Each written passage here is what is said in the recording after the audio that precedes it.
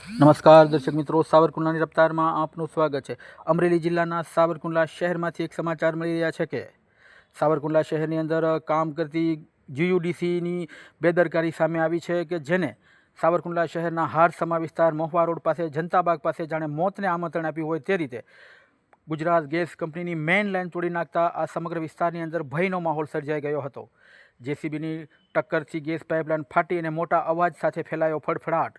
આ સેફટીના નિયમો મૂકીને ગટરનું કામ કરતી ગેસની લાઇનમાં મોટું ગાબડું પડ્યું હતું અને આ ઘટનાને લઈ અને સમગ્ર વિસ્તારની અંદર ભયનો માહોલ છવાઈ ગયો હતો। જ્યારે આ સમગ્ર ઘટનામાં એવું સમય કે ગંભીર ક્ષતિ છતાં તંત્ર મૌન કેમ છે તેવો સવાલ પણ સ્થાનિક લોકો કરી રહ્યા છે। સેફટીના ધજાગરા ઉડાડી દીધા હોય આ જીયુડીસી કંપની દ્વારા અને કંપનીમાં સુરક્ષાના નામે તમામ માપદંડોની અવગણના કરાઈ રહી છે, પરંતુ નગરપાલિકાના સત્તાધીશો જાણે કે મીઠા મોઢા કરી અને ઘણઘોર નિંદ્રામાં સૂતા હોય તેવું લાગી રહ્યું છે। ત્યારે લોકો હવે કહી રહ્યા છે કે આ સમગ્ર શહેરની અંદર લોકોની જાનમાલ અને માલની જવાબદારી કોની તેવો આક્રોશમય સવાલ પણ લોકો કરી રહ્યા છે।